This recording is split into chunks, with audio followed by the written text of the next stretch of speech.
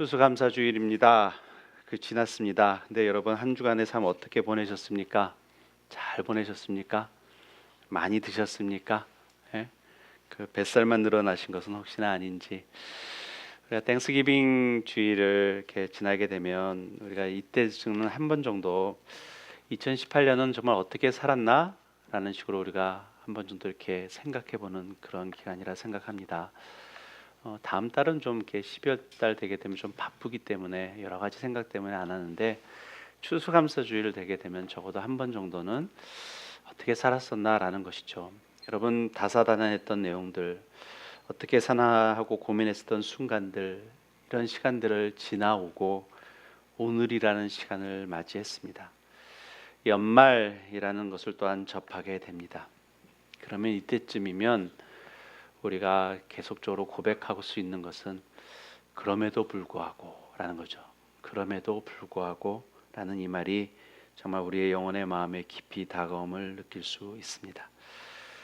자, 다사다난했던 한 해 속에서 이러한 질문 우리가 다시 한번 던져보기를 원합니다. 사랑하는 성도 여러분, 여러분들 올해 한 해의 믿음의 삶은 어떠하셨습니까?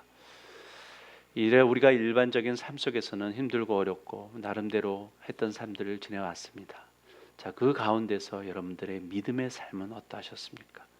이 질문을 우리가 좀 던져봐야 됩니다. 우리 기독교 용어 중에 제일 많이 사용하는 용어가 바로 이 용어가 아닐까 합니다. 믿음이라는 용어죠. 그렇죠? 믿음으로 구원받고 믿음으로 살고 우리가 믿음으로 후에 천국 갈 것에 대해서 우리가 주님 앞에 고백하고 있습니다. 자, 때로는 잘 이해가 안 되더라도 제일 많이 사용하고 있는 것이 사실 이 믿음이라는 단어인데, 사실 이 믿음이라는 단어가 기독교에서만 사용하는 것은 분명 아닙니다. 세상에 있는 많은 사람들이 나름대로 믿음이라는 것을 갖고 있습니다. 종교를 갖고 있는 사람들은 또한 그 믿음을 갖고 있겠죠. 이분 무종교라고 얘기를 하면서 또한 하나님은 없다라고 하고 하는 그런 모든 사람들 속에서도 분명한 것은 그들에게 믿음이라는 것이 있습니다. 왜냐하면 그 믿음은 자신의 철학과 자신의 생각을 믿기 때문에 그렇습니다. 없다라는 믿음을 갖고 있는 것이죠.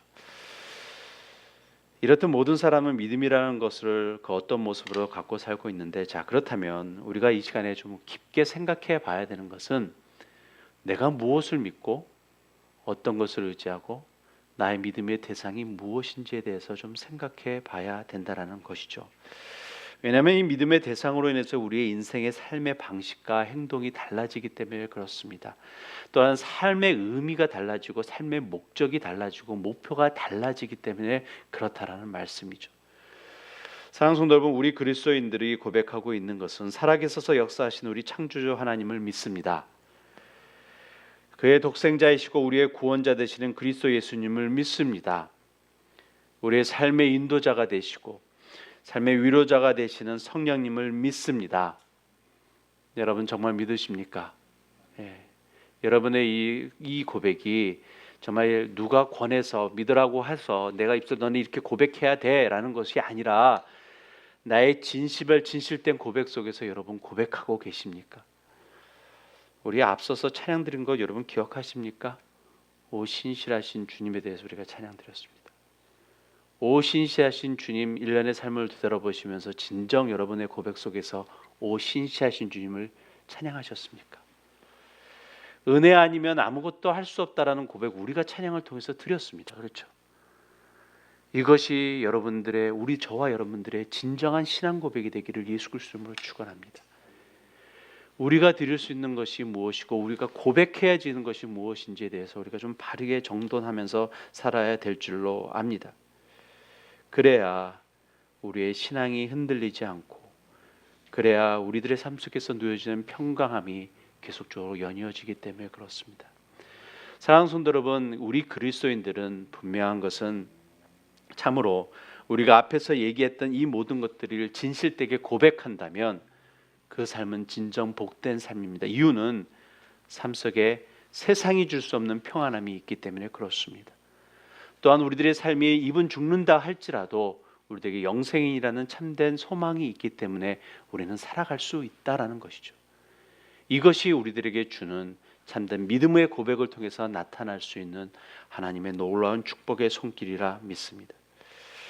사랑하는 성도 여러분, 다시 한번 말씀드리지만 우리가 앞서서 고백했던 고백이 정말 단순히 생각에만 머물지 않고 입술로만 머물지 않는 고백이 되기를 예수 그리스도로 축원합니다. 세상의 많은 신자들이 아직도 고백 속에서의 하는 고백이 그저 해야만 되는 것으로만 생각하고 입술로만 고백할 때가 많이 있다라는 것이죠. 사랑하는 성도 여러분, 성경 말씀에서 계속적으로 증거하고 있는 것은 우리 기독교의 믿음은 관념적이 아니다라고 얘기하고 있어요. 그 어떤 것보다도 실천적이고 실제적으로 증거되고 있고 나타나고 있다라는 것입니다. 그것이 또한 증거돼야 된다라는 것이죠. 왜냐하면 하나님께서는 우리들의 삶의 구석구석에서 언제나 역사하기를 원하시고 그것을 통해서 하나님의 놀라우신 모습이 증거되기를 원하기 때문에 그렇다는 것입니다. 요즘 우리 교회에서 생명의 삶을 통해서 어느 말씀을 묵상하고 있습니까? 역대기를 묵상하고 있습니다. 그렇죠? 지난주 동안에 묵상하던 역대기 말씀 속에서도 여러 왕들이 등장하였습니다. 그래서 그들 속에서 하나님께서 어떻게 역사하시는지, 하나님의 말씀에 따라 순종했었을 때 하나님께서 내리시는 축복, 또한 거절했었을 때 하나님께서 그들에게 내는 징벌에 대한 모습을 우리가 역대기의 말씀을 통해서 우리가 보고 있습니다. 하나님의 손길을 보고 있습니다. 그러면서 우리가 결론 줄 수 있는 것은 인간의 지혜나 지식이 아닌 하나님의 지혜와 지식으로서 나라를 다스려야 함을 내가 보고 있습니다. 그래서 세상의 통치 또한 어떻게 결론이 지나면 우리 역대하 20장 12절 말씀이 있습니다. 우리 한번 이 말씀 보겠습니다. 아마 준비되어 있을 것입니다. 역대하 20장 12절 말씀 우리 함께 고백할까요? 시작. 우리 하나님이여 그들을 징벌하지 아니하시나이까. 우리를 치러 오는 이 큰 무리를 우리가 대적할 능력이 없고 어떻게 할 줄도 알지 못하였고 오직 주만 바라보나이다 라는 것이죠. 이게 누구의 고백이냐면 남유다왕 여호사밧의 고백입니다. 특별히 지난 한 주간 묵상했었던 역대기의 시대가 어느 때냐면 북이스라엘은 아합 왕의 시대였고 남유다에는 여호사밧 왕의 시대였었습니다. 여호사밧이 주님 앞에 이렇게 고백을 합니다. 그런데 오늘의 본문의 말씀은 저와 함께 교백한 그 본문의 말씀은 우리가 무엇을 했었냐면 열왕기상 17장의 말씀입니다. 열왕기상의 17장의 말씀의 시대가 어느 때인 줄 아십니까? 아합 왕 시대입니다.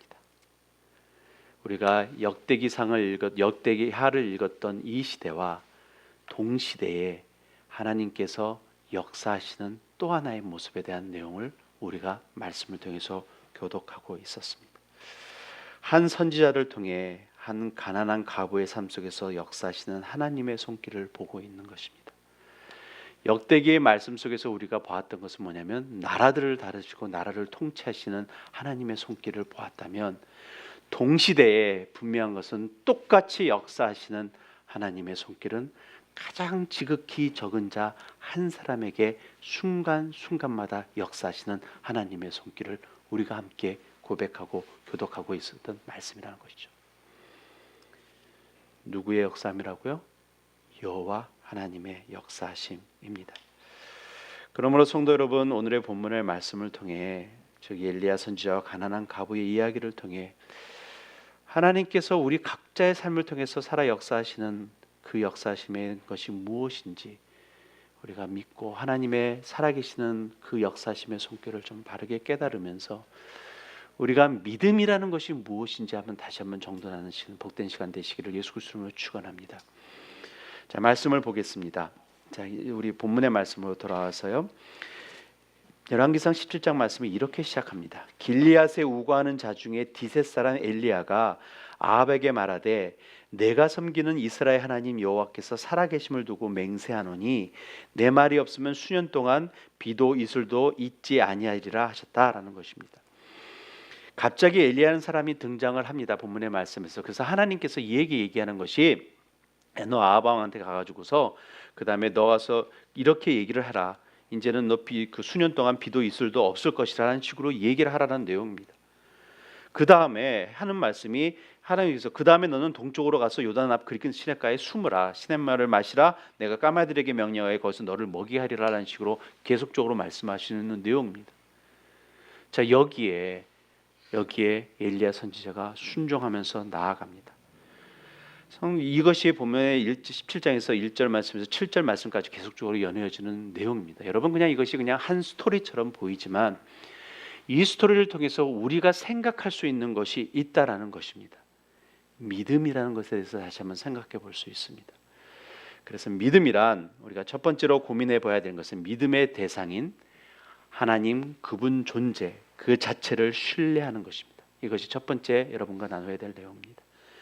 믿음이란 하나님 그분의 존재 그 자체를 신뢰하는 것.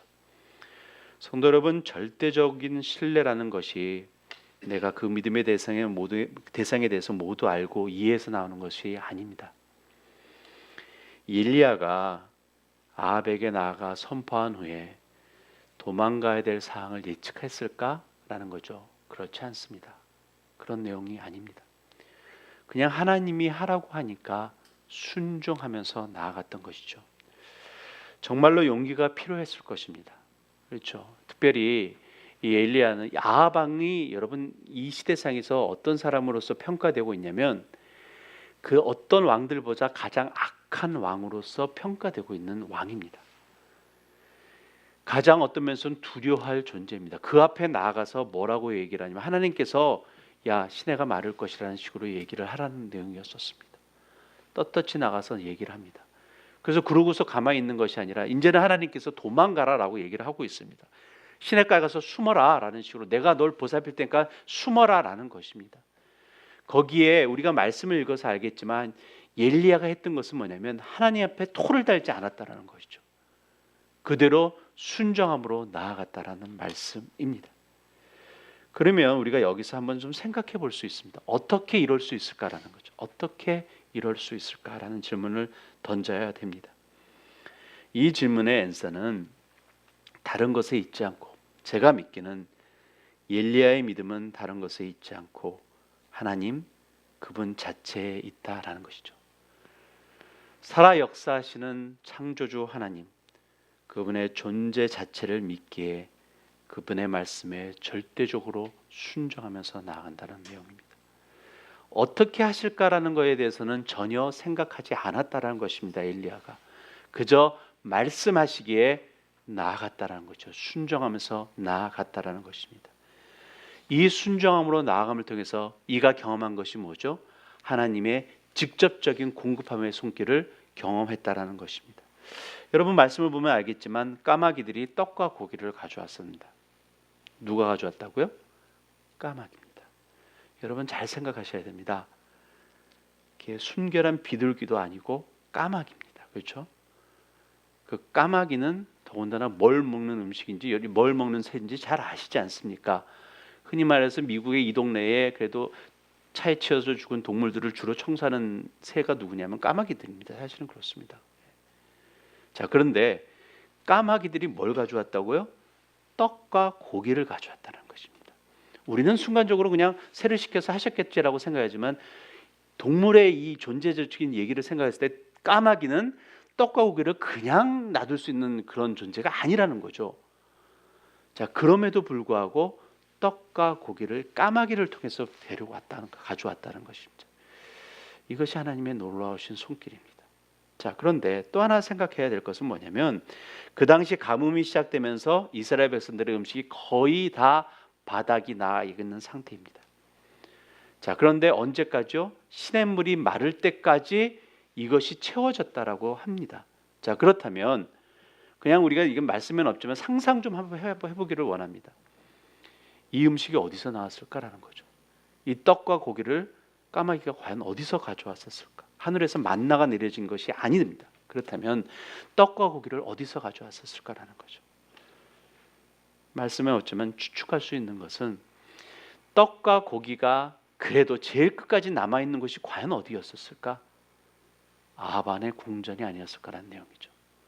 결국 아합의 궁전에서 그 음식을 가져오지 않았을까라고 나름대로 추측할 수 있는 내용입니다. 자, 이렇다면 하나님의 역사심의 손길은 우리가 이해할 수 없는 방법과 내용으로 나타난다는 것이죠. 그러므로 우리가 생각해야 되는 것이, 우리가 믿고 신뢰해야 되는 것은 하나님의 어떤 역사하시는 그 방법론에 대해서 얘기를 하는 것이 아니라 하나님 그분 자체이어야 된다는 것이죠. 그러므로 우리가 때론 우리가 짧은 생각으로 하나님께서는 이렇게 하실 거야 라고 너무 쉽게 판단 내리는 그런 신앙 상담, 여러분 조심해야 됩니다. 나름대로 또한 이렇게 하니까 하나님께서 이렇게 응답하셨어, 이렇게 해야 돼, 이런 식으로 해야 돼 라는 식으로 결정 내리는 것 또한 매우 위험한 것 중에 하나입니다. 사랑하는 성도 여러분, 잘못하면 우리가 하나님을 내 마음대로 조정할 수 있는 착각과 죄에 빠질 수 있기 때문에 그렇습니다. 그러기에 이렇게 하면 이렇게 될 것이야 하는 것에 대해서는 여러분 조심히 생각해 보시기를 원합니다. 그러므로 믿음이란, 우리의 믿음은 하나님 자체이어야 됩니다. 우리가 앞서서 고백했던 내용들이 있습니다. 하나님은 어떤 분이시라고 고백을 하셨고, 우리가 찬양을 통해서 오 신실하신 하나님이라고 고백을 했습니다. 그렇다면 그 신실하신 하나님 그 자체에 대해서 우리가 신뢰해야 된다는 것이죠. 이것이 우리들에게 주는 것이 무엇이냐면, 하나님의 존재에 대해서 우리가 믿음으로 나아갈 때 우리는 하나님과의 지적적인 관계가 성립되기 때문에 그렇다라는 것입니다. 자, 그래서 우리의 믿음에 대한 것에 대해서는 이 모습이 바르게 우선순위로 정립돼야 될 줄로 믿습니다.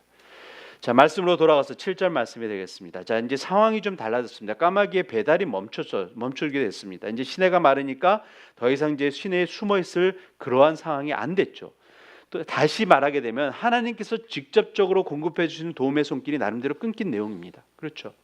자, 이 상황 속에서 우리가 나름대로 이제 생각을 해보는 것은, 오케이, 자, 그러면 하나님께서 명령하신 건 내가 잘 순종해서 따라줬고 하나님께서 채워주신 걸 느꼈어. 이제는 좀과 다른 모습으로 하나님께서 나에게 좀 더 멋있는 모습을 해주지 않을까라는 생각, 우리 나름대로 가질 수 있는 내용이죠. 자, 그런데 하나님께서 지금 엘리야에게 얘기하시는 말씀이 뭐냐면, 누구한테 가라고 하죠? 사르밧 과부한테 가라고 얘기합니다. 가난한 과부한테 가라고 얘기를 하고 있다는 거죠. 네게 음식을 주게 하겠다는 내용이죠. 여러분, 우리가 상식적으로 생각을 하게 되면, 하나님, 내가 그래도 이 정도로 하나님 앞에 그 두려움을 무릅쓰고 가서 아방한테 가서 그렇게 얘기하고 또 숨으라고 했는데, 이제는 좀과 다른 모습으로 제게 채워줘야 되지 않습니까? 라는 생각을 해야 되는데, 문제는 가난한 과부한테 가라고 합니다. 여러분, 이때 엘리야의 심정이 어땠을까라는 것을 우리가 좀 생각해 봐야 됩니다. 어느 부잣집 청년집에 가라는 것도 아니고 가난한 과부한테 가라는 것입니다. 그곳에서 내게 음식을 주겠다라고 하나님께서 말씀하고 계시는 거죠. 내가 가는 것이 그 가정의 기쁨과 감사함이 되는 것이 아니라, 우리가 생각할 때는 어쩌면은 영적 부담감을 오히려 가정에게 주는 그런 위치입니다. 자, 그 상황 속에서도 그러나 엘리야는 간다는 것이죠. 그러면서 엘리야와 이 가난한 과부의 만남을 통해서 하나님께서 우리에게 가르쳐 주시는 것이 우리가 두 번째의 믿음에 대한 내용입니다. 두 번째로, 그래서 믿음이란 상황과 환경을 넘어 역사심의 순종함입니다. 믿음이란 우리가 겪는 상황과 환경을 넘어 역사심의 순종함입니다. 일용할 양식이 필요한 엘리야입니다. 그것 못지않게 사르밧 과부에게도 분명한 것은 양식이 필요한 상황임을 우리가 말씀을 통해서 알고 있습니다. 근데 이 말씀을 통해서 하나님께서 엘리야에게 다른 믿음의 눈을 뜨게 하시고, 또한 사르밧 과부 여인에게도 믿음의 모습에 대해서 알게 하는 내용을 보여주시는 거죠. 자, 우리 9절 말씀 한번 보겠습니다. 17장 9절 말씀 우리 같이 합독할까? 시작. 너는 일어나 시돈에 속한 사르밧으로 가서 거기 머물러라. 내가 그곳 과부에게 명령하여 네게 음식을 주게 하였느니라. 여호와 하나님께서 엘리야에게 하신 말씀입니다. 이렇게 말씀하셨는데 엘리야의 선포에 대한 내용은 다른 내용입니다. 볼까요? 14절 말씀 보겠습니다. 14절 말씀 같이 할까요? 시작. 이스라엘 하나님 여호와의 말씀이 나 여호와가 비를 지면에 내리는 날까지 그 통에 가루가 떨어지지 아니하고 그 병에 기름이 없어지지 아니하리라 하셨느니라 라고 합니다. 어떤 모습을 보십니까? 지금 말씀에 9절 말씀에서는 단순히 내가 그곳 가보에게 명하여 내게 음식을 주게 하겠다. 너 굶지 않게 하겠다라는 식, 너 보살펴 주겠다라는 내용이었었습니다. 그런데 엘리야의 고백과 선포 속에서는 다른 내용이 있습니다. 아주 구체적으로 얘기를 하죠. 지면에 비를 내리는 날까지 그 통에 가루가 떨어지지 않고 그 병에 기름이 없어지지 아니하리라고 선포하는 믿음의 선포가 나갑니다. 사랑하는 성도 여러분, 하나님께서 이 지금의 엘리야의 고백을 통해서 우리에게 말씀하시는 것은 우리가 믿는 신앙의 삶 속에서는 하나님께서 굉장히 구체적이고 실천적인 모습으로서 우리에게 임하신다라는 말씀이죠. 우리가 생각하는 믿음, 그냥 믿음이라고 생각하는 그냥 믿으면 돼라는 식의 어떤 관념적인 그런 내용이 아니라 하나님께서 언제까지 어떻게 하는 것이 구체적으로 임하게 된다라는 것에서 이 엘리야와 사르밧 가버의 만남을 통해서 우리들에게 말씀하시는 믿음의 모습이라는 거죠. 너희들이 믿느냐는 얘기죠. 사랑하는 성도 여러분, 여러분의 삶 속에서 이런 믿음의 기적 경험해 보셨습니까? 여러분의 상황과 환경을 보면서 결코 이루어질 수 없는 것을 체험하는 것이 믿음의 기적입니다. 우리 다른 거 생각하지 말고 우리 교회를 한번 생각해 보기를 원합니다. 뉴라이프 뉴비전 교회를 생각해 보기를 원합니다. 한 해를 시작하시면서 정말 우리가 알듯이 비록 상황이 열악하고 그다음에 여러 가지 부족하고 연약한 가운데서 있었습니다. 한 해를 시작하면서 2018년 풍성하게 여러분 맞이할까라는 것들 여러분 많은 고민들을 했었을 것이라 생각합니다. 삶을 지내고 보면서 우리 교회가 굶었습니까? 우리 교회가 사역을 못했습니까? 우리 교회가 선교 사역에 있는 헌금을 못 드렸습니까? 과연 할 수 있을까라는 질문들 여러분 던지지는 않으셨었습니까? 올해 시작하면서 분명한 것은 하나님께서 채워주셨다는 거죠. 역사하셨다는 것입니다. 여러분들의 각자의 삶은 어떠하십니까? 아까 말씀하신 다사다난했던 그런 모습도 힘들고 어렵고 죽을 것만 같고 나 이것에서 못할 것만 같은 그런 상황 속에서도 오늘을 맞이했고 그럼에도 불구하고 내가 주님 앞에 나와서 주님 앞에 예배드리는 자로 설 수 있게 했다는 것은 이것은 하나님의 은혜라는 것이죠. 매우 실천적으로 하나님께서 역사하셨습니다. 우리가 놓치고 있는 것은 뭐냐면 너무나 우리는 거창함의 믿음의 모습으로서 내 것을 맞추려고 하기 때문에 그렇다라는 것이죠. 우리의 상황과 환경을 넘어서 역사하시며 하나님의 치밀한 손길이 있기에 사실은 우리가 이 자리에 나와 있다라는 것입니다. 그러므로 사랑하는 성도 여러분, 우리들의 삶 속에 진정한 믿음의 고백 바르게 실천되기를 예수 그리스도 이름으로 축원합니다. 상황과 환경을 뛰어넘어서 하나님께서 역사하시는 모습입니다. 힘들고 어려울 때마다 우리가 기도의 요청을 했고 그 기도의 요청을 통해서 또한 하나님께서 역사하시는 모습들 우리가 보면서 살아왔습니다. 분명한 것은 하나님의 뜻에 순종하는 삶이 우리가 상상할 수 없는 기적의 손길로 경험하고 나타난다라는 말씀입니다. 바로 이 사르밧 여리민을 통해서 오늘의 본문의 말씀이 바로 이것입니다. 믿음의 순종을 통한 하나님의 기적의 손길을 우리들에게 증거하고 있는 내용입니다. 여러분, 믿음의 증거는 순종입니다. 성경의 많은 인물들이 많은 신앙의 인물들이 바로 이것을 증거하고 있는 것입니다. 우리가 역대기를 묵상하면서 항상 깨닫고 있는 것이 무엇이죠? 하나님의 말씀에 순종했느냐 안 했느냐에 대한 모습입니다. 그것을 통해서 하나님께서 어떻게 역사하심에 대해서 여기 어떻게 징벌하심에 대해서 말씀하고 있는 것이 우리가 지금의 생명의 삶을 통해서 계속적으로 묵상하고 있는 말씀이죠.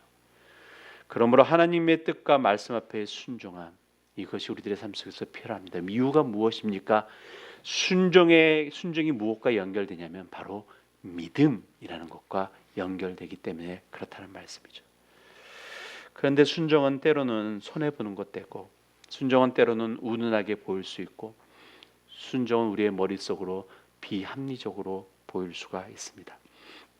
그러나 성도 여러분, 제가 이 강대상에서 강하게 선포할 수 있는 것은 순종은 결코 손해로 결론 짓지 않는다라는 것입니다.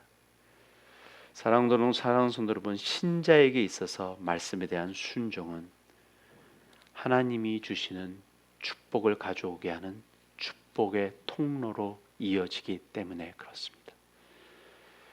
우리가 가져야 될 순종의 믿음입니다. 그러므로 우리가 때로는 그렇게 얘기합니다. 순종의 크기가 믿음의 크기라고까지 얘기를 합니다. 이 두 사람의 순종으로 인해서 이들이 경험하고 체험한 것이 무엇이죠? 하나님의 직접적인 공급하심의 손길입니다. 이들에게 무엇이 정해졌냐면 바로 믿음이 성장하게 된다라는 내용입니다. 자, 그런데 하나님께서 이들에게 하시는 믿음의 성숙함의 가르침이 여기서 멈추지 않았습니다. 17절 말씀을 읽겠습니다. 시작. 2일 후에 그 집 주인이 되는 여인이 아들이 병들어 증세가 심히 위중하다가 숨이 끊어진지라 라는 거죠. 이들에게 나름대로 시험이 다가온 거죠. 이 아들의 죽음으로 인해서 결국 이 여인과 엘리야에게까지 다가온 것입니다. 믿음의 시험입니다. 그래서 18절의 말씀에 여인이 이렇게 고백합니다. 엘리야에게 하나님의 사람이여 당신이 나와 더불어 무슨 상관이 있기로 내 죄를 생각나게 하고 또 내 아들을 죽게 하려고 내게 오셨나이까 이거죠. 이게 나름대로 엘리야가 고민하고 있던 내용이죠. 기쁨과 감사함에 대해서 증거해 나가야 되는 것인데 오히려 이 여인에게 부담감으로서 나타났다는 것입니다. 아들의 죽음을 통해서요. 이것은 상당히 큰 시험입니다. 그래서 이가 20절에 이렇게 얘기를 합니다. 여호와께 부르짖어 이르되 내 하나님 여호와여 주께서 또 내가 우고하는지 가부에게 재앙을 내리사 그 아들이 죽게 하셨나이까 하고 라고 얘기를 하고 있습니다. 이것이 엘리야가 갖는 시험에 대한 내용이죠. 왜 하나님 이때입니까 이거죠. 왜 내가 있을 때 하필이면 이 아들 죽게 하셨습니까 라는 내용입니다. 내가 오기 전에 이랬으면 얼마나 좋습니까? 아니면 내가 떠나고 후에 먼 훗날에 이런 일을 벌어지면 나하고는 전혀 관계없는 내용 아니겠습니까? 라고 얘기할 수 있는 것입니다. 왜 이 시간에 이때에 그 아들을 죽게 하십니까? 라는 엘리야의 고백이라는 것입니다. 이것이 믿음의 위기입니다. 자, 이 말씀의 내용을 통해서 우리가 해야 하는 세 번째로 믿음이란 위기를 통해 훈련되고 성숙해지는 것입니다. 믿음이란 위기를 통해 훈련되고 성숙해지는 것입니다. 성도 여러분, 삶의 위기는 남이 대신 치러주는 위기가 결코 없습니다. 믿음은 한 영혼 한 영혼의 개개인의 고백이어야 됩니다. 그러면 사랑하는 성도 여러분, 우리의 신앙의 삶에 있어서 내 아내가 잘 믿으니까 내가 좀 어떻게 껴서 지내다가 천국 갈 수 있을까? 내 남편이 나보다 잘 믿으니까 우리 가정이 잘 되겠지. 아니면 우리 아이들이 나보다 좀 더 하나님 잘 따르는 것 같으니까 행복한 가정 되겠지. 이런 허황된 꿈을 꾸고 계시는 분 적어도 이 자리에 계시지 않기를 예수 그리스도 이름으로 축원합니다. 성도 여러분, 우리의 믿음은 모두 다 개개인의 진정한 고백입니다. 교회가 아주 큰 교회라고 해서 내 믿음이 덩달아 커지지 않습니다. 여러분, 교회가 상당히 겉으로 보기에 행복한 교회고 건강한 교회라고 한다고 해서 그 교회에 나간다고 해서 내 신앙 자체가 자연스럽게 건강해지고 튼튼해지지 않습니다. 하나님께서 우리들에게 역사하시고 가르쳐 주시고 보여주시고 훈련시키고자 하는 것은 개개인에 대한 신앙의 모습이고 믿음의 모습이라는 것이죠. 사랑하는 성도 여러분, 본문의 말씀에서 특별히 강조하는 것은 그러기에 우리 각자의 믿음의 삶 속에 개인적인 부활의 간증의 모습이 있어야 된다는 것이죠. 여러분, 부활의 간증이라는 것이 무엇이죠? 여러분의 삶 속에서 부활의 간증이 있으십니까? 부활의 간증이 다른 것에 있지 않습니다. 부활의 간증은 내가 모든 것을 주님 앞에 완전히 내려놨을 때에 나는 부활의 간증입니다. 부활이라는 것이 뭐죠? 죽었다가 살아난다는 것이죠. 내 힘으로 아무것도 할 수 없을 때, 내가 내 지식과 지혜로 아무것도 할 수 없을 때 하나님께서 이렇게 세워주시는 그것이 부활의 간증이라는 것이죠. 사랑하는 성도 여러분, 엘리야의 믿음은 마찬가지예요. 까마귀를 통해서 기적의 공급을 통해서 조금의 부활의 간증을 이가 느꼈을 것이고 배웠을 것입니다. 또한 사르반 여인은 그 통의 기름과 그 밀가루를 통해서 지워지는 그 모습을 통해서 부활의 간증을 이가 깨달았을 것입니다. 그러면서 하나님께서 다시 한번 부활의 간증에 대해서 얘기하는 것이 이 두 사람을 통해서 하나님께서 삶에게 어떻게 역사하시는 것을 보게 됩니다. 또 하나는 이 가정에 남아있던 한 사람이 있었죠. 바로 누구였냐면 아들이었다는 것이죠. 이 아들을 통해서 자신의 죽음을 통해서 겪게 되는 부활의 감정을 느끼게 한다는 것이죠. 어떻게 해요? 자기가 아무것도 할 수 없는 그런 상황을 만든다라는 것이죠. 그러면서 결국 하나님 앞에 부르짖는 그 모습을 통해서 하나님께서 역사하심에 대한 내용을 경험한다는 것이죠. 하나님의 치유의 손길, 부활의 기적을 바로 이 아들을 통해서 증거되고 있다라는 것이죠. 자, 이 모습 속에서 우리가 기억하고 해야 되는 것은 살아나고 안 살아나고 이걸 따지기 이전에 하나님께서 역사하시는 것이 지극히 개인적으로 역사하시고 있다라는 것이죠. 한 영혼 한 영혼들에게 말씀하고 계신다라는 것입니다. 역대기의 말씀을 통해서 우리가 내는 한 나라가 움직이는 것 같고 거대한 하나님의 모습만 보면서 하나님 왜 나에게는 역사하지 않으십니까? 라는 그런 질문 던질 수 있죠.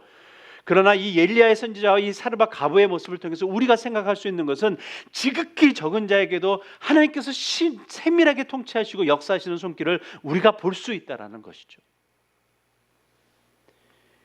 믿음의 기적에 대한 모습은 다른 것에 있지 않습니다. 사랑하는 성도 여러분, 우리들의 삶의 낮아짐에서 일어난다는 것이죠. 믿음의 기적이란 내가 주님 앞에 두 손 들고 나아갈 때 이루어지는 것입니다. 믿음의 기적이란 나를 통해 온전히 하나님의 이름만 영광 받으실 때 나타나는 것입니다. 어쩌면 우리가 탄식의 기도를 드릴 때가 있습니다. 하나님, 이게 뭡니까? 왜 이런 일이 나에게 일어나야 됩니까? 라는 탄식의 기도 저절로 나올 때가 있습니다. 우리 인간이 완벽하지 않습니다. 많은 질문들을 던져. 왜 이래야 됩니까, 하나님? 그래도 내가 하나님 섬기려고 애쓰지 않습니까? 왜 나의 처지에 안 봐주십니까? 라는 식으로 얘기하고 불만과 불편을 가질 때가 있겠죠. 그럼에도 불구하고 우리가 깨닫고 우리가 적용해야 되는 것은 그 문제를 온전히 주님 앞에 갖고 나와야 된다라는 것이죠. 거기에 믿음의 기적이 임한다라는 것입니다. 표적을 경험했던 엘리야 선지자도 또한 이 여인도 같은 시간에 이런 흔들림의 순간에 빠져 있습니다. 여러분, 엘리야 선지자도 우리와 똑같은 성전을 가진 사람입니다. 우리가 특별한 사람 아닙니다. 우리가 번접할 수 없는 그런 사람 아니라는 것이죠. 똑같이 시험 당했을 때 똑같은 고민을 했다라는 것입니다. 자, 그럼에도 불구하고 하나님의 기적의 손길을 보고 하나님의 세밀한 도움의 손길을 본 것은 그 문제를 다른 것으로 해결하려는 것이 아니라 하나님 앞에 가져오고 부르짖었다라는 것이죠. 그래서 오늘의 본문의 말씀에 이렇게 됩니다. 20절의 말씀에 여호와께 부르짖어 이르되 내 하나님 여호와여 이렇게 고백하면서 21절에 그 아이 위에 몸을 세 번 펴서 엎드리고 다시 한번 얘기합니다. 여호와께 부르짖어 이르되 내 하나님 여호와여 원하건대 이 아이의 혼으로 그의 몸에 돌아오게 하옵소서 하니 여호와께서 엘리야의 소리를 들으심으로 라고 얘기를 하고 있습니다. 문제를 갖고 오고 그것을 믿음으로 선포합니다. 주님 앞에 선포하는 내용입니다. 사랑하는 성도 여러분, 믿음은 선포입니다. 여러분, 마가복음 9장 24절의 말씀 혹시 기억하십니까? 귀신 들린 아들을 고쳐달라고 예수님께 와서 간절히 요구하는 한 아비의 내용입니다. 이때 예수님께서 말씀하셨던 것이 할 수 있거든요. 무슨 말이냐? 믿는 자에게는 능치 못할 일이 없다라고 얘기를 했었습니다. 그때 이 아이의 아버지가 고백했던 것이 무엇이냐면 내가 믿나이다 라고 소리질러 외칩니다. 내가 믿나이다, 나의 믿음 없는 것을 도와주소서라고 이가 간절히 외친다라는 것입니다. 이 부르짖음에 하나님의 역사심이 있다라는 것이죠. 엘리야의 부르짖음에 간절한 기도로 아이의 부활을 경험합니다. 자, 그러면서 사르밧 여인에게 주어진 것이 무엇입니까? 어떠한 축복이 주어집니까? 오늘의 본문 말씀 24절 마지막 말씀입니다. 함께 합독하겠습니다. 시작. 여인이 엘리야에게 이르되 내가 이제야 당신은 하나님의 사람이시오 당신의 입에 있는 여호와의 말씀이 진실한 줄 아노라 하니라 라는 것이죠. 내가 이제야 라는 고백을 합니다. 내가 이제야. 이것이 믿음의 성숙함에 대한 내용입니다. 사랑하는 성도 여러분, 믿음은 여정입니다. 한순간에 믿음이 완전해질 수 없습니다. 하나님께서 인도하시는 이 믿음의 여정, 우리는 때로는 참여하기 싫고 멈추거나 탈선하려고 할 때가 있습니다. 그러나 잊지 말아야 하는 것은 이 여정은 우리 모두가 걸어가야 될 길입니다. 자, 그렇다면 이거죠. 그렇다면 우리가 어떻게 이 믿음의 여정을 걸어갈까? 우리는 좀 깊게 생각해 봐야 됩니다. 중국 일랜드의 선교사에 있던 여러분 기억하실 것입니다. 허드슨 테일러라는 분이 계십니다. 이분이 하신 말씀 중에 이런 말씀이 있습니다. 믿음이 부족한 이유는 우리의 죄악과 연약함에서 찾을 수 있습니다. 우리가 믿음을 얻는 길은 하나님을 바라보고 하나님의 신실하심에 순종하는 것입니다. 성도 여러분, 우리가 앞서 함께 읽었던 역대하 20장 12절의 말씀에 여호사밧의 고백이 있었죠. 무엇이었습니까? 오직 주만 바라보나이다 라는 고백을 우리가 아까 함께 묵상했습니다. 오늘 본문의 말씀의 24절에 내가 이제야 라는 거죠. 오직 주만 바라보는 믿음의 사람은 분명한 것은 내가 이제야 라는 고백할 수 있으리라 믿습니다. 우리가 하나님의 손길, 우리의 몸을 우리의 머리의 지식으로 지혜로 판단할 수 없습니다. 그것이 언제 어떻게 나에게 어떠한 모습으로 다가올지 모른다라는 것이죠. 사랑하는 성도 여러분, 그러기에 우리는 오직 주만 바라봐야 됩니다. 하나님이시기에 바라보는 것입니다. 분명한 것은 그 길을 걸어갔었을 때 내가 이제야 하나님의 뜻을 아는구나 라는 고백, 이랬었구나, 이래야만 됐었구나 라는 고백 우리 모두가 드릴 줄 압니다. 그러므로 사랑하는 성도 여러분, 우리가 가야 할 이 길에서 우리 모두가 하나님만을 신뢰하고 여러 상황과 환경 속에서 역사하시는 하나님의 손길 깨닫고 우리 각자의 삶 속에서 정말 믿음의 위기가 닥칠 때마다 부르짖고 우리의 믿음을 입으로 선포하고 나아가시기를 예수 그리스도 이름으로 축원합니다. 힘들고 어렵습니다. 때로는 우리의 머릿속으로 이해 안 됩니다. 이해가 되기에 우리가 나아갈 수 있는 것은 믿음이라 얘기하지 않습니다. 성경에서는요. 우리가 다시 한번 고백할 것은 살아계신 하나님을 믿기를 원합니다. 오 신실하신 하나님, 우리가 입술로만의 고백이 아니라 우리의 진정한 믿음으로 나아가는 고백이 되기를 원합니다. 내가 이제야 정말 하나님의 말씀을 믿고 나아가겠다라고 하는 고백, 진정 우리 모두에게 어소속히 이루어지기를 예수 그리스도의 이름으로 축원합니다. 기도드리겠습니다.